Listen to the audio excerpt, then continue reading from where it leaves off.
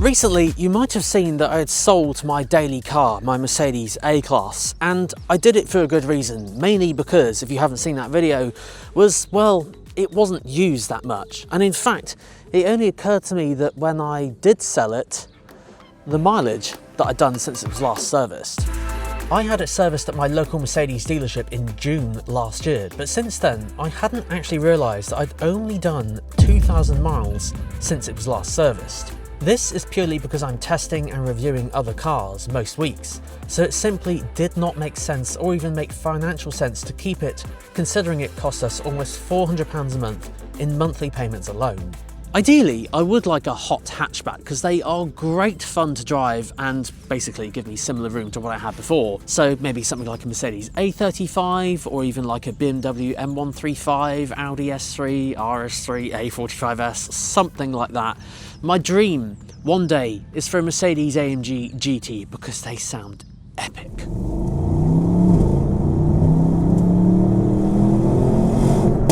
Oh, it sounds brilliant. Maybe one day I can get one of those. However, this time round, it's budget focused. It's a cheap car. It's a car that does not get used that much. So cheap to tax, cheap to buy, most importantly, cheap to run. Well, I found my next car and it's right here. But before I reveal it, let's do a little guessing game. Here's a couple of clues. So the first clue, this is actually found in the top 10 car brands sold in the UK, and quite often it remains in the top 10.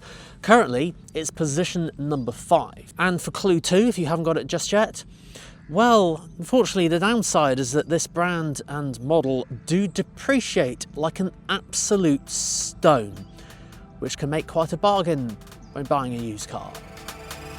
It's time we reveal it.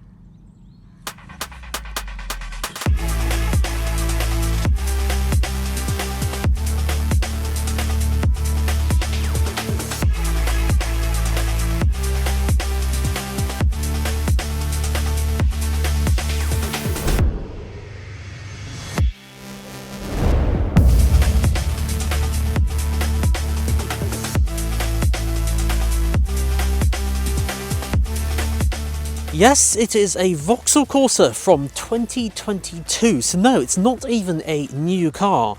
I have bought used. And quite clearly I can't keep away from the brand because, well, my previous car was a Vauxhall Astra. But I should add, that was actually when I started my channel back in 2020. And, well, I didn't really post about it then, so no one even knew what car I drove, and yet I still produced loads of videos. However, there is one more thing that I need to talk about, which can divide the comments section up on YouTube videos just a little bit. Let's go for a drive and talk about it.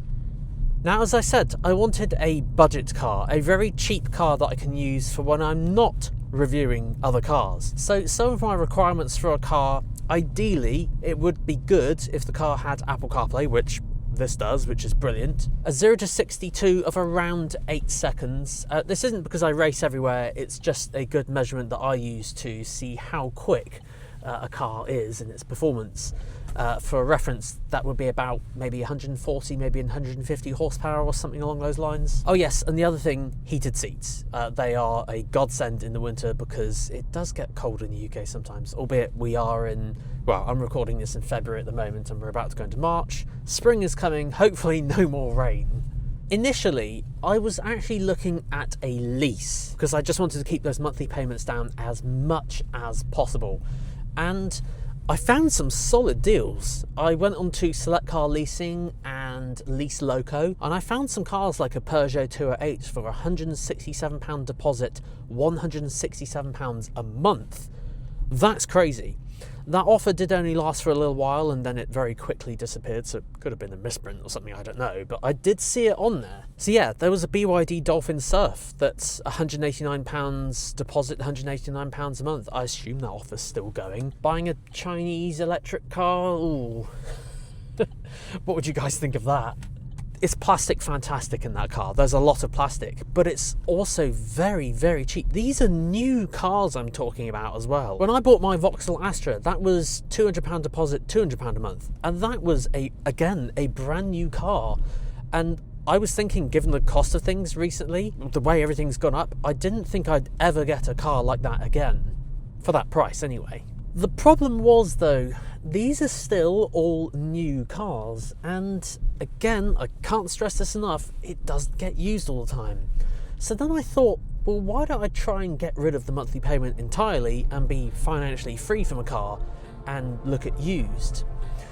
There is a problem with used though.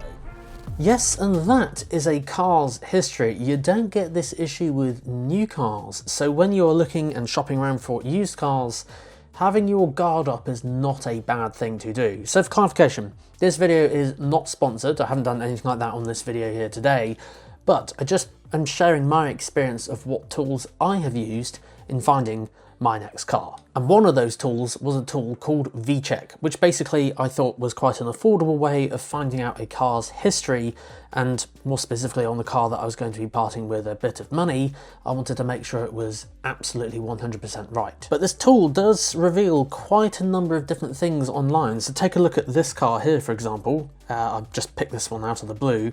Mercedes C63 Estate for $29,990 and mileage 26,000. Should have gone for that. It looks quite nice. Probably beat my neighbour because he has a V8 as well. But yeah, looks pretty good. All the photos look nice as well. So you can see here, nice and tidy example. Except it's not. If you buy one of these reports from, I mean, there's loads of different ones out there, but VCheck is the one I used.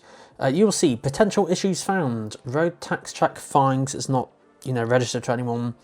Auction and salvage history, that's never a good sign. So if we click into this, we can then see, yeah, that's looks like it's had an argument with a pole or something anyway. And yeah, look, I'd be mortified if I found out that this was the car that I'd bought, or this had happened a few years ago.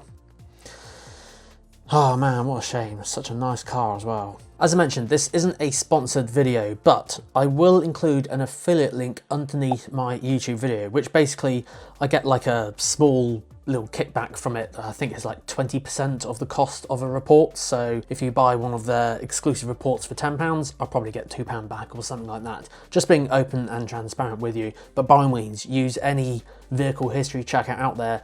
Just make sure you know exactly what you're buying and parting money with. But in my car search, what model did I go for and what did I eventually find? In the search for cars with the cheapest road tax and cheapest running costs, I quite often came up with an electric car.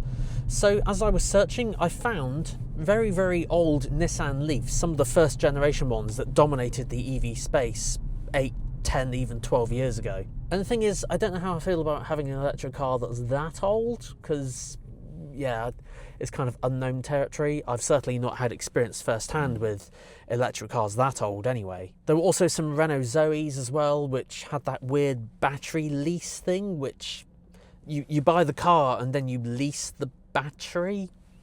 I don't know, if anyone owns one of those, you have to let me know in the comments, but that just is alien to me. I don't know what they were thinking. It just doesn't sound like a good idea. But the problem is, these were a little too old. I was thinking, well, sometimes I do need to go to the airport, and I've got a couple of trips planned over the next couple of months or so. I do need the car to be somewhat reliable. I need it to get me there so I can make the video for you guys to watch. I don't want to be breaking down at the side of the motorway, as comical as that might be. So I upped the filter, and eventually I came across some cars by Stellantis. Now, if you guys aren't familiar with which brands fall under Stellantis, it's primarily Peugeot and Vauxhall, to name a few. But the one thing that stood out to me was the depreciation of some of these cars. Take this car, for example. The starting price of this car that I'm driving right now, when it was new in 2022, was £33,000. I don't know what they were thinking. That is insane. It's a Vauxhall Corsa. It's not a premium car. It's a very budget car.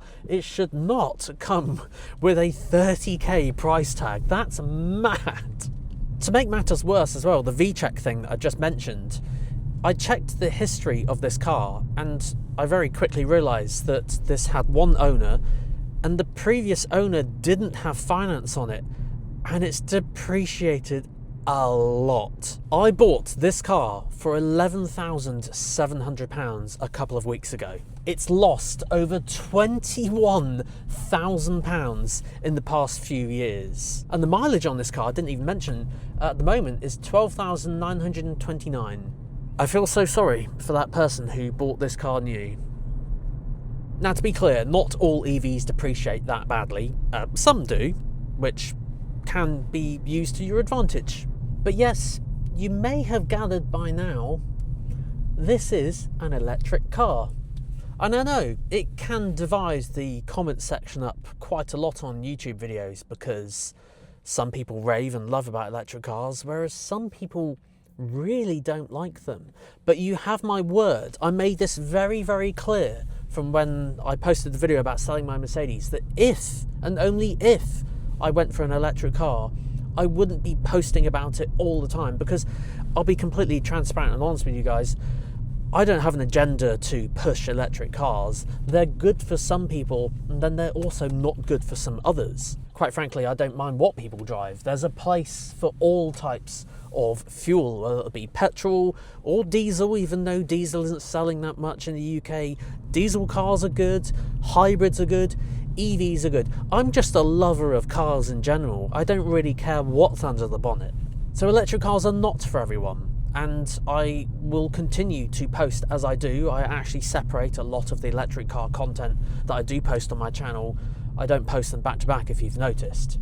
I kind of do like a 1 in 4, maybe 1 in 3, maybe 1 in 5 videos on YouTube, just because I appreciate not everyone wants to get an electric car, and I respect that. I basically make videos that you guys want to see. So always open to suggestions, let me know down below.